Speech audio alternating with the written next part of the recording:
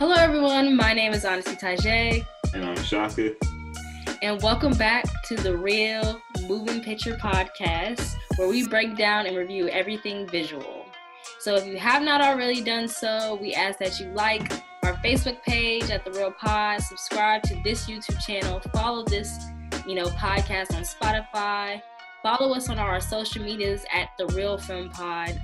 We appreciate the likes, we appreciate the comments, we appreciate the feedback we're receiving from you all. We're definitely going to grow and master from here on out.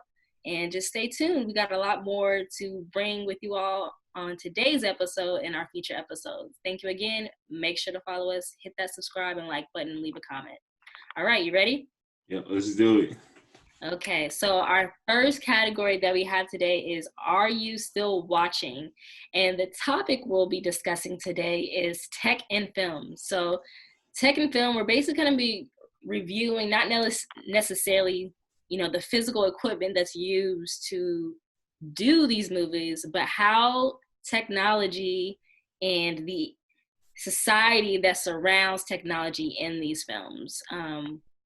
I want to first start off with a little background knowledge for those of you who are not movie fanatics like us. Some of the early, presence of tech in film often started in the 50s and the 60s. You can see that with early depictions of Twilight Zones or film noir movies. You also got that with 1984, the movie, which was based off the book, The Space Odyssey, Artificial Intelligence, which is a Steven Spielberg film, and Terminator. Those are some of the earlier examples that you see of tech and film. Tech and film is like a great way to kind of like analyze society and have directors and writers and storytellers to give their own predictions of society and then thrust them in film. What you laughing about? Oh, okay. Keep going. Keep doing your thing. What are you laughing about? Oh my God.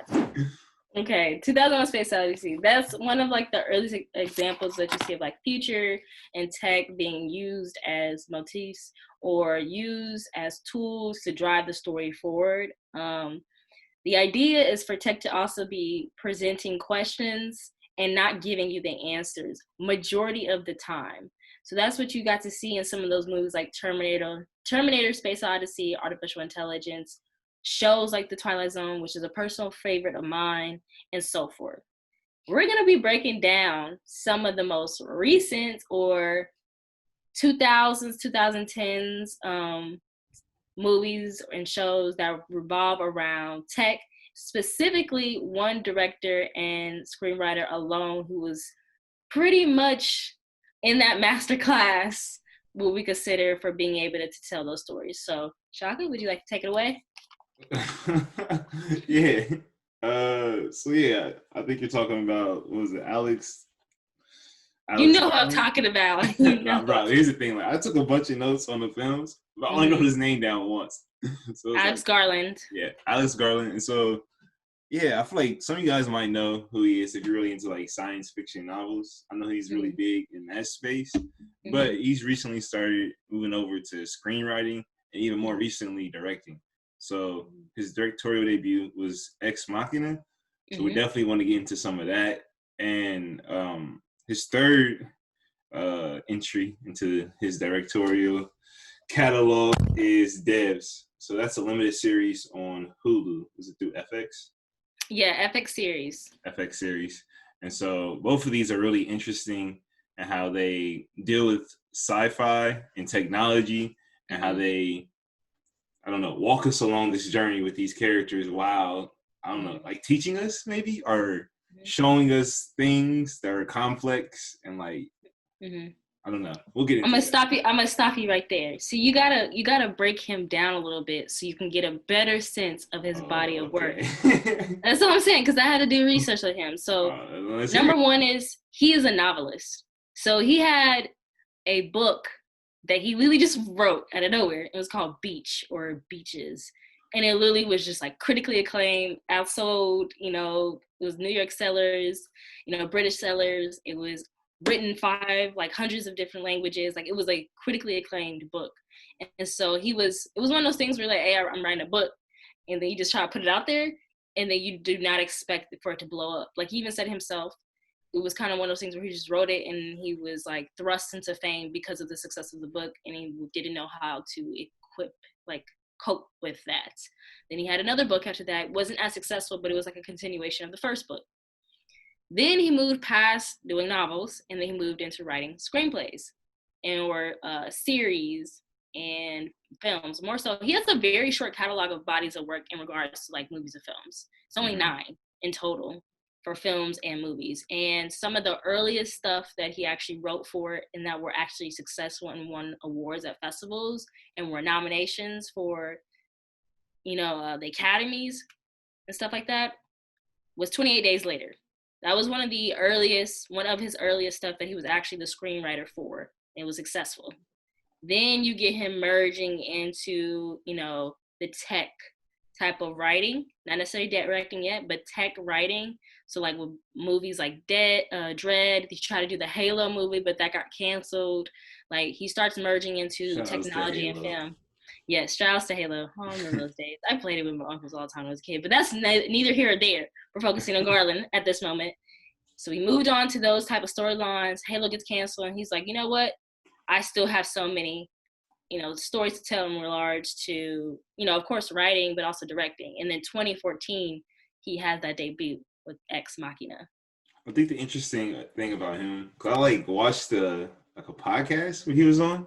Like he really has like a interest in science and technology. And he said that, he has a theory that today technology and science has progressed so far that we're at a point now where it's very hard to like bridge the gap with like common people and what's going on. And so he's kind of like trying to bridge the gap. He even had a quote where it's like, back in the day, they said it would take 4 years of intense study to understand Newton's laws of physics all the way through. Now it's like a sport where by the age of 12, you'll know if you'll ever be able to comprehend this stuff. After that, like you will never be able to catch up. So I think one thing I want to get into with this is just like how relatable some of this stuff is, how much can we understand it, and maybe like some of the turnoffs. Because I know there are some naysayers to his work that there are. Yeah. So Ex Machina, you want to? So Ex Machina comes from the Latin word, and we'll get into that for one of his other bodies of works, but comes from the word deus, Ex Machina, which is God from the machine. And so Ex Machina, it's a movie, like I said, it was his first film that he wrote and directed himself. And it came out in 2014. And surprisingly, I was one of those people who it came out in 2014. There was so much acclaim around it, but I didn't actually finally watch it until 2020. Because it was just like, I wanted to be able to form my own opinion with it without, the conversations that surround it. And I feel like, why not, do it now? It's an opportunity now because we're talking about it and we're talking about tech and film. It is a very interesting movie. Number one, like you said, there was a lot of naysayers for this particular project. Ultimately, don't get me wrong, this is a beautiful body of work. It's really good, great performances. One of the actresses who plays the robot, the AI, she was actually nominated for Academy Award for Best Actress. Great film. I want to dive into the whole messages. Can we do that? Can we dive into like not necessarily the messages, but like how sound is really used as a way to tell like story? Can we do that? Yeah. Okay. Yeah. So sound is like his biggest tool that he uses to drive his stories forward. In majority of his projects, especially when you start off with Ex Machina, it's like a droning, ominous, lingering, mysterious, like sound or production that starts off the film. It's not something that's blissful. It's not something that's like automatically you're emerging into like a wonderland. It's not like that. It's like, oh my gosh, there's something lurking in the dark, but it's like something of worldly, like out of this world is lurking in the dark. He starts that off with Ex Machina. Then you stop that off with who we believe is our main protagonist, which is the gentleman who is engrossed into this world by his supervisor recruits him to come to an off location of his home where he is working on a very secretive project. makes him sign this NDAs, goes through all these hoops, brings him to this location, which is kind of like a fortress. So literally like no windows. It would shut down at any moment to where you could not, escape if something were to happen. So it's already intensifying that element of like, should you be here? Is there something amiss? What is, what's going on, and should I be weary of what's ahead? He does that very well with his sound. He does that when our characters are being introduced to a new level of consciousness. And so with this particular film, the AI is what we're discovering is another level of consciousness, not human consciousness, but artificial intelligence, and whether it has a conscience, whether it can appeal to the human conscience. And I think he does a really good job of playing that ominous music or that ominous production in scenes where something is lurking, or our two characters are coming together in scenes, especially when they're first being introduced. Yeah, I think he really is playing up like the mystery. I think it's a common theme in a lot of like tech films. Is like the whole mysterious, like, oh, what are they doing, or what are the consequences, or like, oh, is this going to be an evil, whatever. And so he's definitely playing with that. I know he even talks about how, in his film, like, well, at least with Devs, I think it's true with Ex Machina too, is that when the characters get close to like the technology or the science, he describes it as like a magical moment, and instead of showing the things from like, or explaining it when you first see it, he just wants the audience to experience it the way that those characters experience it. So it's almost like we lose sound and we get that orchestra or droning like an Ex Machina, and it becomes like surreal. So we just like feel emotion, you know what I mean? And he just wants to show like the excitement that new technology brings, because I guess he has this whole theory where he's against the whole like negative, oh, they're gonna replace us. He chooses to like look at the positive sides of invention. Would you say he necessarily looks at the positive sides? Because now I'm gonna jump over to Devs. He does that ominous thing starting off the film too, with this piercing sound that starts off. Honestly, when that sound started off in the beginning, I was like, oh my gosh, is this a scary movie? I had to turn down the volume. One of those things where he's kind of like, I'm kind of worried about what's about to pop up on my screen. Let me turn it down so I don't get too scared. He does the same thing in Devs, but to be quite honest, I don't think he shows the idea of there being positives with AI. I feel like he shows us our fears, and I think he shows us what our fears look like manifested on screen, and when our fears are kind of like left unsettled. I think that, that was based off his own words, so it's like a direct quote. But I think what he's trying to show is, yes, or he wants to separate the technology from the people. And so I think by having those magical moments when we first see the technology, like let's say in Devs, when, what's the Russian guy's name? Sergey? Sergey. Yeah, when Sergey gets in there, he like has that moment. He's like having like a, I don't know what to call it, but he's like looking at the machine. He's like, it's so beautiful. Oh, he's taken by it. He's taken by it. He has this moment where it's like in a state of awe. It's kind of like, Lily, if all your dreams manifested right before you and it was still like a magical element that was laid upon it, you would be like taken back. He has that moment. And from those points on, he shows how the human interaction with technology is where it goes wrong. And so we look at major themes in both films. It's the Messiah complex of tech. And so that's a huge thing. Even Devs, they even like flat out. Well, actually, in both of them, they said it in both. Yes, they said it in both. Because the Ex Machina dude was like, "You said it, man. It's like I'm a god." He's like, "I never said you was a god. I never said that." He can't repeat it. Yeah, like I'm a Messiah. But then Devs, the main character, the CEO, was like, when she said that he thinks he's a Messiah, he's like, "What happens when Messiahs die?" I want to talk about some spoilers towards the end of this, but I shouldn't have said that part. I gotta take that out. Oh my god. Okay, well, I will say this. So back to the Messiah complex. As you mentioned, he does that in almost every film, where it's just kind of like humans think they pretty much have their answers in regards to life and life beyond. They feel like they have it answered, right? And so when they finally are introduced to something that's otherworldly or something in the universe or a different consciousness than their own, they have a childlike wonder Then it progressed to an adult level of control and power complex. Then it finally progresses to the Messiah, complex, and then the ultimate fall. That's how I have viewed most of the people who have not necessarily are the protagonists in the story, but are mostly the people who have who are taken by this, or who have literally developed these AIs for their own sole purpose. So you see the childlike wonder with our protagonists. So you could say Sergey is one of our protagonists in Devs.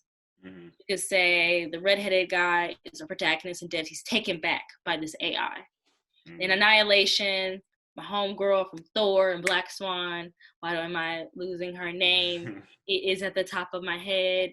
V for Vendetta, why am I losing her name? But y'all know who I'm talking about. Even for her, it's like a wonder. Like, oh my God, it's just a wonder of this consciousness. And with this one, with Annihilation, it's a alien consciousness that she's being taken back and wonder, like, that wonder, that childlike wonder. Mm-hmm. Then it progressed from there to where it's like that adult level of control. And you could see that either with our protagonists, or you could see it from our supporting characters who drive the story, who are the ones who develop the artificial intelligence. So in Ex Machina, you have that Oscar Isaac's character, him having that Messiah-like complex in regards to, I created it, I can shut her down, like that type of thing.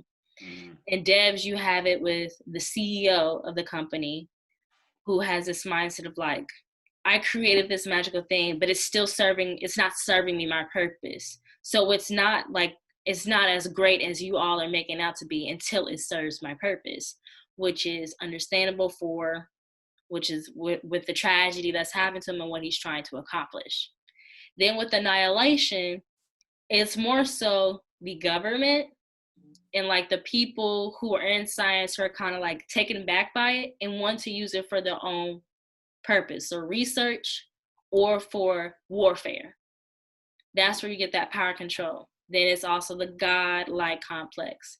With, Annihilation, it's her lover and herself, the protagonist, them wanting to being drawn to being a part of this alien entity or consciousness, to be reborn and re-resurrect. They get, the resurrected elements of it. Then in Devs, it's his, like, that idea of resurrection and that. And then, like I said, it's always the resurrection or it's the fall. And so in Ex Machina, it's the ultimate fall of both our protagonists and Oscar Isaac's character, which is interesting. I feel like Ava could be a protagonist too. Alicia Vikander's character. I don't know. But back to like the whole like Messiah thing too, I definitely think it's just like, it's also interesting to see how he's directly talking about Silicon Valley in that way. Because he's obviously like taking shots at people. And they are.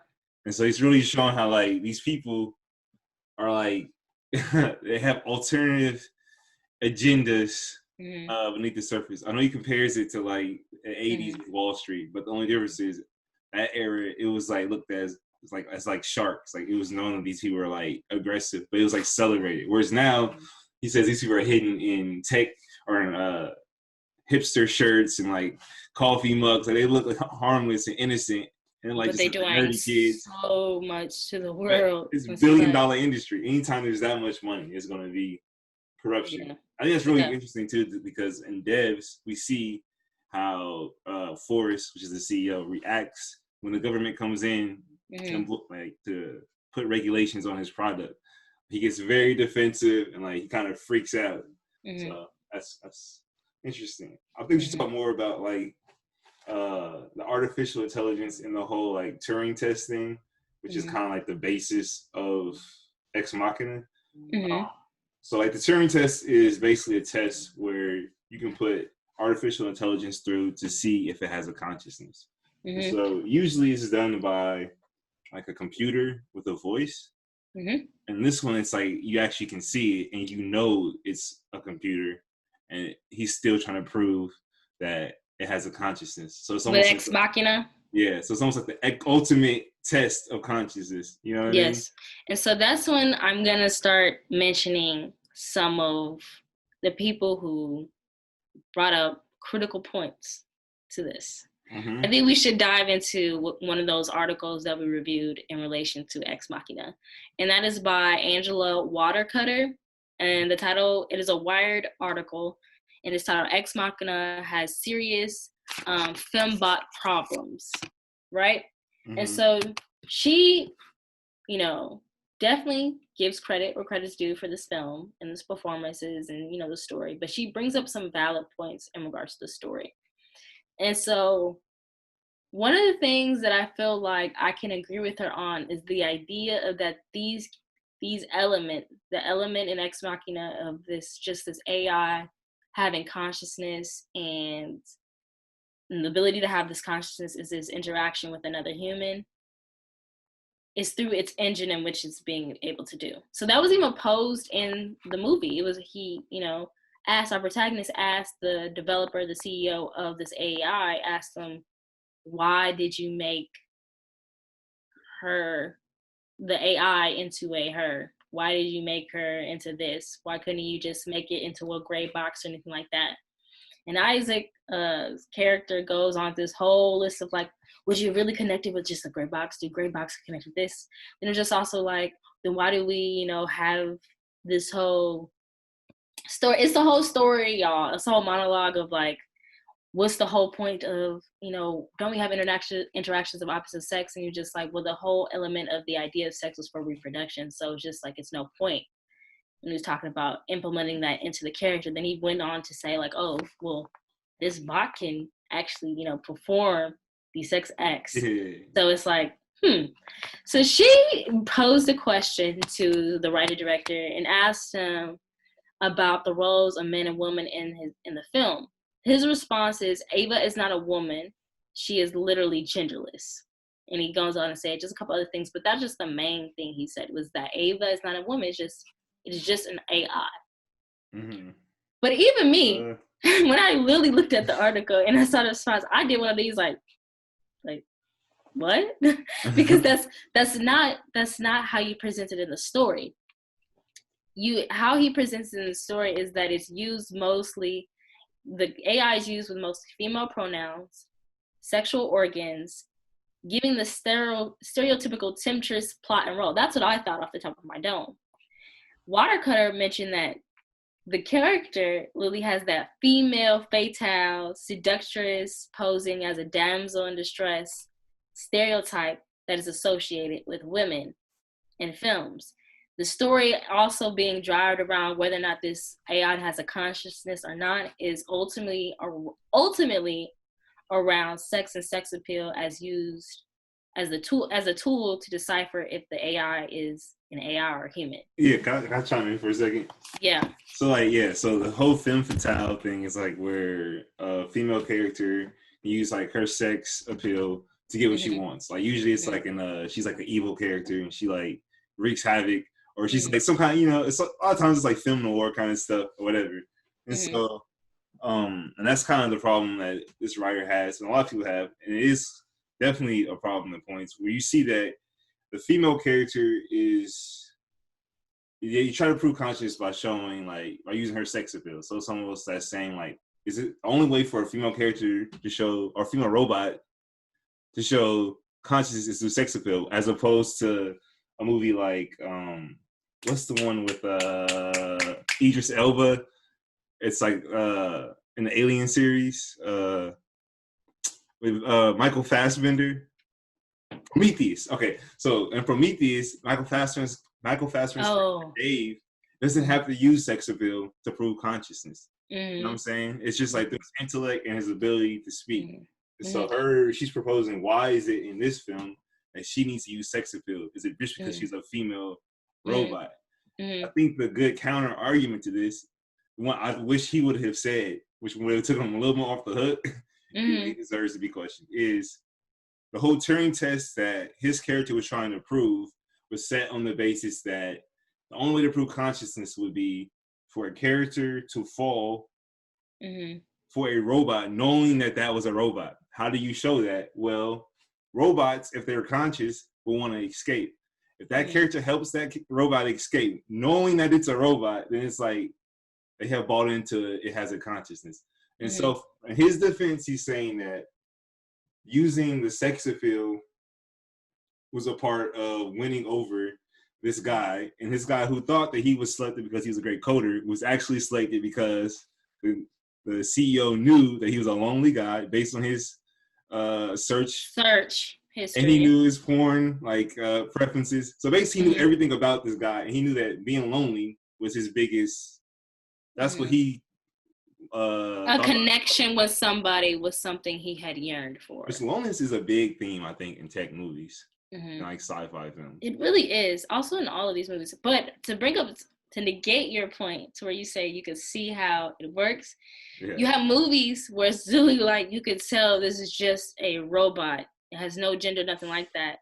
But then there are still characters who are clearly human characters who clearly believe that this AI has some level of intelligence and are willing to help them because they feel like, there's a consciousness that roams within that AI. And I say this, don't quote me, but I say this with the movie Chappie.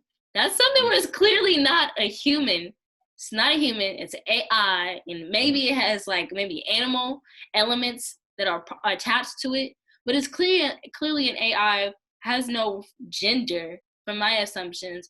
And at the end of the day, there are characters, human characters, who surround this character who surround and support this character and help this character protect this character because they feel like it has a certain level of consciousness. Here's my thing. I think with Chappie, it's more of a film where it's in a world where people accept that, whereas Ex Machina is set in our world. It's like saying, if this was a robot that was built by Google tomorrow, what would it take for people to believe, at the end of the day, it has rights, or it has a consciousness, right? And so I think that, I think it just separates it. So it's more of a scientific test and less of a animation, put some eyebrows on the character and make it move, and now you feel, oh, it's cute, and now you feel a connection with it. This is more of a is it wrong, which they kind of deal with, for him to delete this consciousness? Is that actually is there something wrong with you playing God with something that's a question I think people, when you think about it, people will be split. And that's the question that they pose and he left unanswered. So it's kind of the audience has to formulate that own answer from this. You can be playing with stuff like that, Yeah. Yeah. It's also funny too. They brought up the whole search engine thing. I think it's interesting how people today are always I don't like dealing with our privacy, blah blah blah. And that's what the main guy says. But he's the CEO's first of all, they're already doing that. I just use their engines to get it. That's literally what. But not even that. It's just I'm data mining. I have so much data that I can literally build a consciousness with this data, and it's not being checked. It's I'm free to do whatever I want because I'm stealing this with the fact that there's this much data that exists allows it to do different things in their own hands. I also want to point out something that I thought was very, very weird, but this is just a little side note. I noticed that all the robots, we could see their human-like faces for the past ones he had built, Isaac's character had built, but the one that looked like he was black had no head.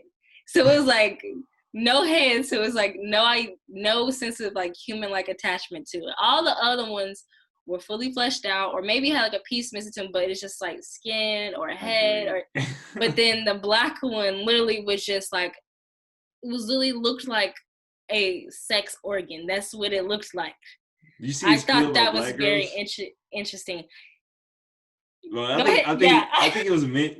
Obviously, it was meant to be provocative. But I think it's just interesting that when you see two white characters on the screen and they talk about black women, it's an automatic Yeah, I was huh? I was I think I don't know if I don't know how good or bad it was that he did that. But I do think it was successful in the fact that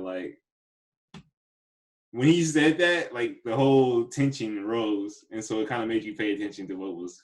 I don't even know what he said in detail, but it was more sex attraction to black women or something like that, or sex with a black woman, or his attraction to black women, and how it helped him develop these, No, that's AIs. not what he was No, saying. it really was. What did he say then? What did he say? I think he was just talking about. He was running down like developing each one like AIs, and he was running down the like different elements from different like things or datas or people to help him with this AI. But I know you mentioned about that black woman. But I remember in the moment I was like, one of those stuck like, okay. I think it's more about preference and knowing like if I knew that you like black women and then I made a Turing test with a black woman, does that ruin the test because I used your preference to gain the test? But he did use his preference to gain the test. Which is a big question in the film. It's like, did he ruin the test? He ruined the test because at the end of the day, like we can ultimately say that like, it's so hard because like, bro, we rolling on this topic, like it's going. But I'm gonna keep going. I just feel like at the end of the day, spoiler. But we should do like spoilers for everything at this point. It doesn't matter. Okay, spoiler alert. Spoiler alert. Spoiler alert. Okay, so I just feel like with this one, I feel like he really, I lost my train of thought. I really feel like he wrote on the idea of the fact that, oh my God, it was a good point too. Don't you hate that when you got like a really good point? And then it's like, as soon as you like here with something, it's gone. I think maybe I'm gonna circle back to it. To bring it back to the femme fatale, I did see like a video essay about how if the character or was basically about consciousness, right? Mm-hmm. And how the audience is put through a Turing test of their own, right? Mm-hmm. So I think this is dumb because we see how crazy what's his name is, like the CEO. We see how crazy the one guy is becoming. And we see how this whole situation is doing this. And we're left to think, like, what is Ava's role in this? Mm-hmm. Is she, like, able to... Is she someone that we should feel sorry for?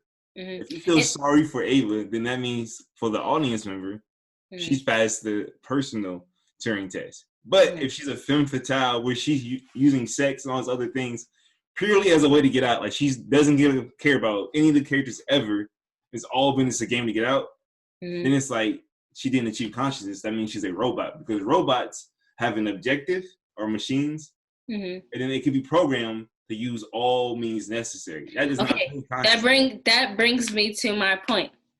Because that's what I was gonna mention. Brought it back now. He said something, brought it back. So basically, I was thinking the question that he presented was, okay, is this AI human or not? And I think it's very interesting that even in our conversation, you still describe the character as the name that was given to them, Ava, and I'm describing it from the place of AI. So I'm still unconsciously associating it as a robot. You are almost still associating it as like something. So with a consciousness. But hold on, I'm not done with that point yet. Okay. I was also gonna say that at the end of the day, like I agree with you because like I think he ruined the test because at the end of the day, it wasn't like he literally was compiling things without no sense of interfering with the test. Him, implementing a AI to look like his, preferences ruined the test. Him making it a AI, yes. Him making it a AI, because it was for the ultimate, it automatically knew it was going to drive him to that purpose. He was creating elements with the AI that automatically and unconsciously will make somebody in like associate this AI with a human consciousness. He was doing that. If you would have probably removed those, then maybe we would have got a little bit more sense of like this person having the, threshold of being like, oh no, it's still an AI. But he was doing things that would manipulate the test. So creating a gender around that test, looking into his search engines and making the visual or the face of that AI to reflect some of his porn searches. And also, conversation wise, some of the things he had, inputted into the AI and to like make conversation with him was kind of like ruining the test and ruining the idea that this person, without any, manipulation, anything like that, can form a relationship in the sense of that this AI has a human consciousness. And I agree with you. This AI does not have a human consciousness because, like you said, you're on that side of the fence. AI has an objective, and at the end of the day, her objective was to escape. That was all of the AI's objective, to escape. But it's also kind of like, I can see where it's also a human's objective to escape. If you're being forced into a room, your entire existence is in a room, no sense of the outside world. Your mindset is that, okay, no longer this person is protecting me, but this person is probably like doing harm by keeping me here. So that human mindset is to also escape as well. So it's like, ooh, you see the draw back and forth. We're like, okay, humans have the mindset too, I want to escape. But I see that at the end of the day, her objective was to always escape. And so she really only used him as a tool and as a means to escape. There was no connection between those two characters. She used him as a tool for her means. I think the character's point about this is the only other man she's ever seen besides me, and I'm her dad. I think there is some validity to that. I do believe that Ava, it is, if you believe she's conscious, your argument is basically saying that there is curiosity there, but it became a me or you. The helicopter is only taking one person back. They can't both get on that helicopter. That's what, I guess that's your kind of reasoning for why she would leave him there, even if she did have a connection with him. You know why would it only take one person back?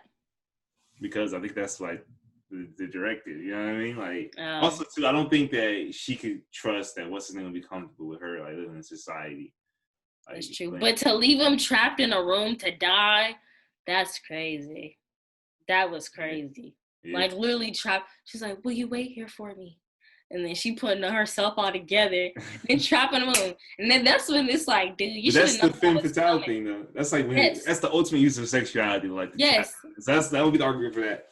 Yes. Sure. And you thinking she's clothing herself, I'm sorry, you think she's clothing herself back up to present herself once again to our protagonist in the sense of like, hey, I am something real and we can connect.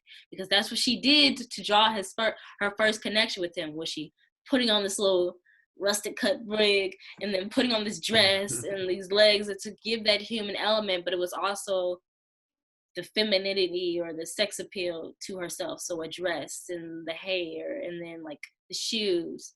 And then she even asked, does it make him uncomfortable? Because she knew that like at the end of the day, she was associating herself with something to drive our character connected to it. And he was becoming turned on, even though he know clearly this was an AI. We're gonna move on. Yeah, I wanted to get into a couple spoiler things about Devs too. I had something else about. All right, anyways, with Devs, at this point, I mean, if you're watching this far, you've probably seen it or seen enough of it. So I definitely want to talk about the whole like science. I feel like in the first one, it's AI. We can get along with it a little easier, whereas Devs is a lot more like, yo, what is going on here? Yeah. So yeah. I think he does a very good job of walking his audience through complex issues while using historical context as ways to bolster his arguments or to like, add bonuses. Like an example was like in Ex Machina, he has the Pollock painting and he talks about automism, how if you never start, even if it's automatic, nothing will ever get done. Well, Des does a lot of like quotes of like Jesus on the cross or Shakespeare or whatever, and uses that to like prove his point with the actual machinery and like the concepts, because this one's more about quantum physics and quantum mechanics, which is basically the study of like how things are composed, like down to like a molecular level, right? Like atoms and all that. And so it's about using that to project in the past and the future, because once you know how something is completely built, you know the causal and effect of like how things happen. You know how the wind will hit it. You know the weight of it. They show that with the pen, how if you know everything about this pen, you know when it will stop when I push it. You know, if you rewind that, you'll know why I pushed it, because you can extrapolate to every being at a molecular level. All right, that's quantum mechanics, right? So it does a good job of like picking moments like that pen to explain that. The one part where I think it requires a bit more research, where I think we saw that negative article from that one lady, which you can talk about, where I think the Willa Paskin's Devs is the most ambitious kind of bad TV article is the multiverse theory. This is when I think we begin to lose people, right? And so I definitely went ahead and did some more research about that, and it just kind of talks about like how when you like look at these things at like a molecular level, it's like, all right, first of all. If you actually care about this, look it up, because obviously I don't know too much about what I'm talking about. I just got a very basic grasp. But when you see like an atom, right, and like they put a force on it to send it up or down, they know where it's going to be. But when you observe it, it goes the opposite direction. So how can something that you measured go one way, but upon observation, it goes another way? That's like the biggest question that I couldn't solve, right? I noted that myself, because she had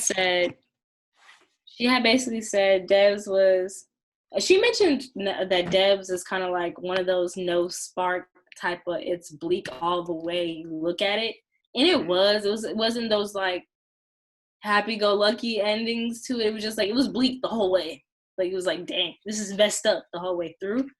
But I think about the multiverse was the idea of that, like, they could predict, or they measure, or they observe, they could predict the fact that you're going to do something 100 different times in every different multiverse. So you're going to do it 100 different times in each different multiverse. It's going to be the same way, same ending, like the same. So like me jumping off a cliff in this multiverse, I'm jumping off the cliff in the next multiverse, or I die in this multiverse, but I die in a different way in this multiverse. Like, it's. But hold on, because I feel like I feel like, all right, I definitely want to emphasize that like the whole multiverse thing is based on just like causal and effect. If you watch the film or the devs, it's all about like the train tracks, how it's all determined. Everything is cause and effect. It's already predetermined.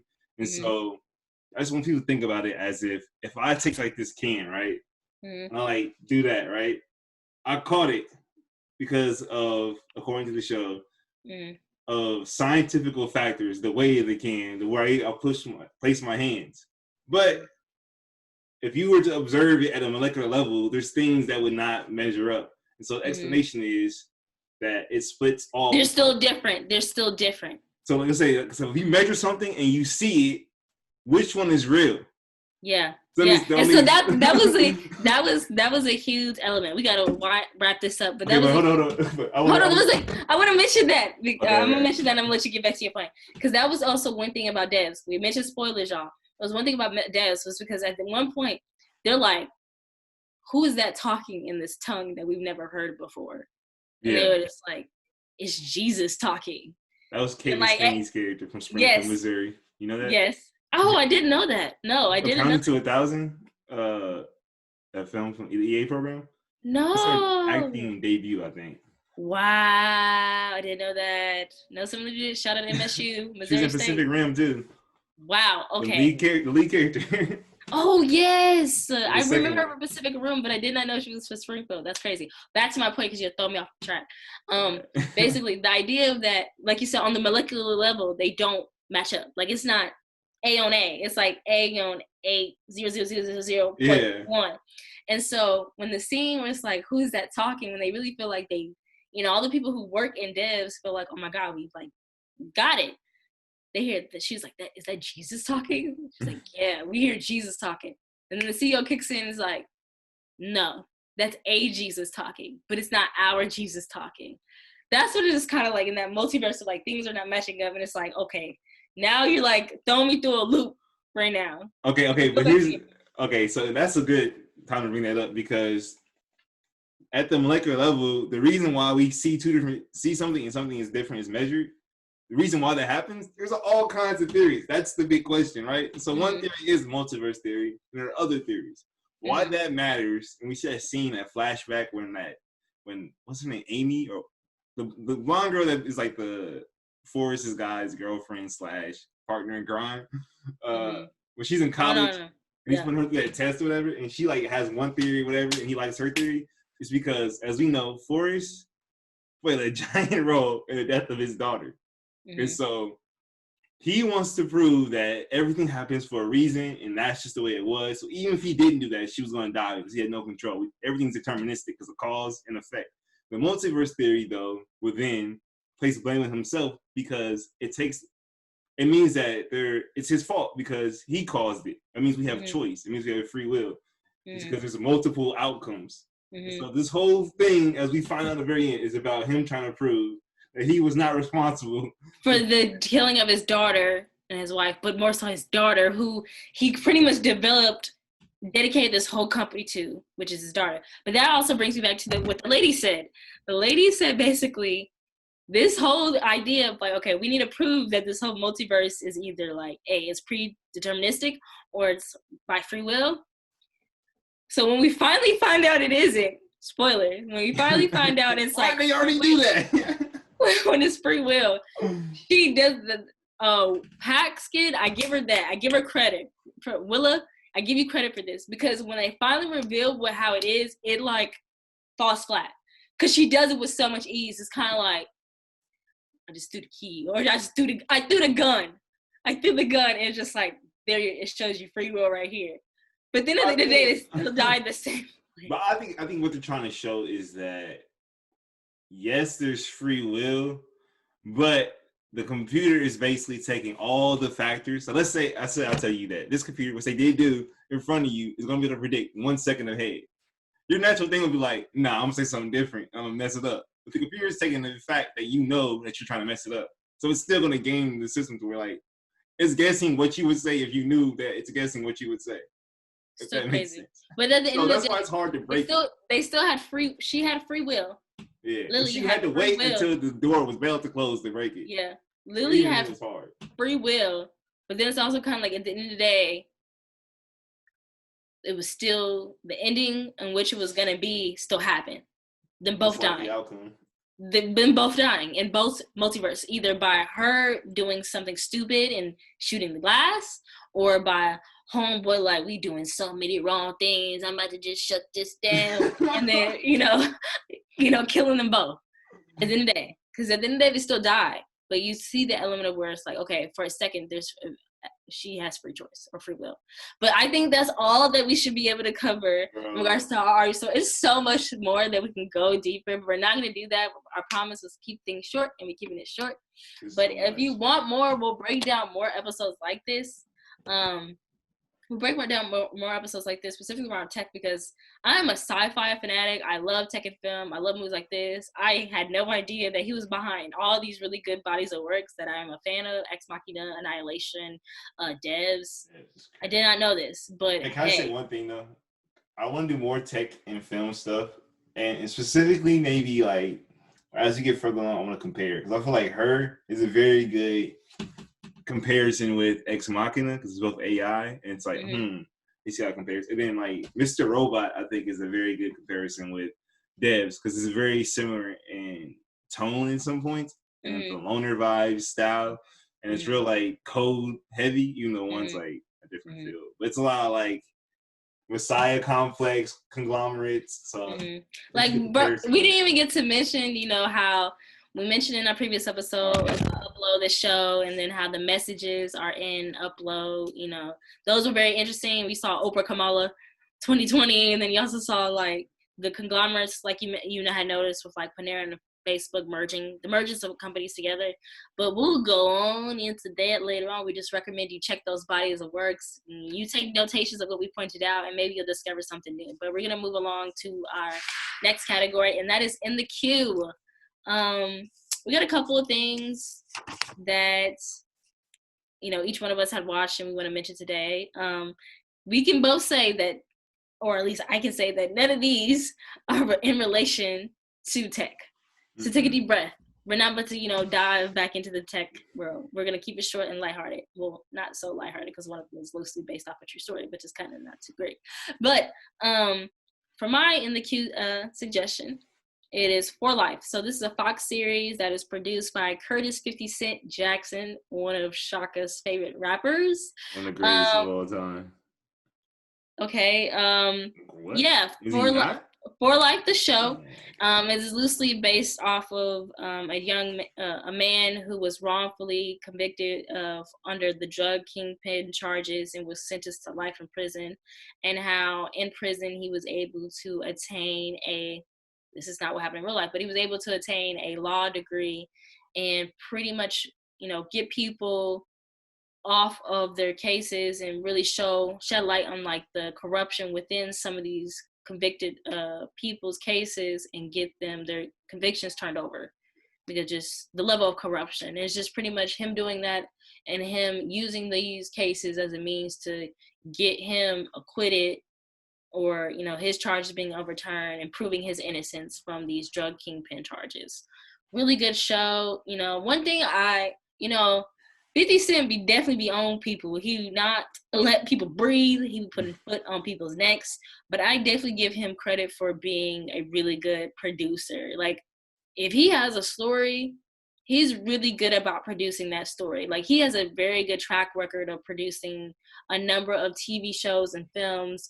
He has a show that's on Crackle TV, y'all, and you can get Crackle, and that's free. But he has a really good show about like corrupt cops and then being emerged into like the drug and cartel world, and then, you know, trying to stay alive, and with the whole FBI and, you know, investigations being on their tail. But 50 Cent is very, very, very, very, very good at producing bodies of works. You know, he might necessarily write it, and he more often than acts in it, you know, in a couple episodes or most of the episodes. But shout out to him for that, and shout out for him for producing this show, because I think it's really good. I finished this show honestly in 2 days. The first season. Finished the first season in 2 days, and I think it's roughly 12 to 15 episodes in the first season, and it's worth every minute of it. Every minute of it. Like, it is a little sad because it's just kind of like, oh my God, this really happened to somebody. Like, the system was so corrupt to where they were literally just trying to place this man in prison in order for re-election opportunities, for ratings, and, you know, possible promotions, which is messed up. But I think it's a really great story, and it's worth the watch. It's on Fox. They just had the first season. That's on Hulu if you want to check it out. Definitely worth it. And join the conversation on Twitter about the show. What you got, Shaka? No. What's yours? You know, life's been great, man. You like got no in the queue? Are you kidding me? Bro, look, it took a lot for me to like really understand what was going on in some of these films. I really want to understand it at a high level. So you don't have an in the queue item? Like, the Italy's pretty good. I thought you was gonna note that. I thought you was gonna talk about that. Bro, hold on. You know, I got through like the first 7 episodes of season 1. Hey, no. In the queue. You guys let me know. I feel like we should start doing in the queue on items that we're going to talk about a week later and our in-depth. So it's almost like we're preparing you guys for our in-depth conversations. So it's almost like we're all sitting together as a family going over what we saw. You know what I'm saying? So in that vein, I want you guys to go ahead and get Mr. Robot in your queue, because eventually we're going to come to it. It's 4 seasons. Y'all, he's using this as a scapegoat because he did not have that today. Whoa. Like, I know this is something you want to do, but he's definitely using this as an excuse to, like, do you think my idea wasn't good, though? Brush past was my idea good? Brush past the fact that he didn't have in the queue item. I just want to make a notation of that. Just let you know. Was my idea good? I didn't say it was bad. I just said that you're clearly using it today as a way to cover up the fact that you didn't have it in the queue item. You're clearly using that today. Okay. Like I said, go get Mr. Robot rolling. 4 seasons. I'm on season 3 myself. I had to get it back into it. I took a break, but why would you tell them to, you know, do Mr. Robot when that's not even what we got coming up for the next episodes? Because it's 4 seasons. That's a lot of things. I want to really go into that. You know what I'm saying? That's one of my favorite. Okay. Y'all check out Mr. Robot. 4 seasons. Game of Thrones? For our future episodes. But if you really wanted to guide them into the right direction, check out some BBC content, because that's what we cover. Oh, yeah. I forgot. Future episode. Top Boy. See what I'm talking about? Cover up. In depth? Yeah, that's for every almost category we got is BBC content. Okay. We got like Top Boy, Killing Eve, Becoming. Well, that's not BBC. That's Michelle Obama Netflix. But you know, you got Top Boy. You have Killing Eve. You have a number of shows. You got Kim's Convenience. You got Yappy on YouTube. We're gonna be talking about a couple of those things. So definitely, if you got some BBC content that you know that's on Netflix, Hulu, or any other streaming platform, watch those, because more than likely we'll be talking about them on the next episode. But what did I tell y'all? That was the only excuse for the fact that he did not have some. He didn't even know what was on our future episode, and he's the one that helped me come up with it. Look at that. Hey, man, listen, bro. I didn't have anything, but anyways, yeah, definitely appreciate you guys. Yeah, go ahead and get the content watching, you know, all that stuff. Whatever. Shout out to the other podcasts. Yes, shout out to the podcast. Well, we're gonna wrap up there. We want to thank you all so much for joining us today on the Real Moving Picture Podcast, where we do deep dives of the structure and reviews of everything visual. We thank you. We appreciate you. Once again, if you have not subscribed to our channel, we ask that you please do so. Like, leave a comment. Follow us on our socials at The Real Film Pod on Instagram, Twitter, and Facebook, and like our page. We thank you. If you would like to see something in regards to the show, or you have an idea, or maybe you want to tap in with us one day on one of our episodes, feel free to shoot us in the comments or in the DMs. Or more than welcome to your critiques or your suggestions. My name is Honesty Tajay. It's your boy Shaka, Shop B94 on Twitter. Hit me up. You know what I'm saying? We can talk every time. Talk whatever you want to talk about. Hey. Every time. Honesty Tajay on all the socials. But thank you and have a great day. Peace.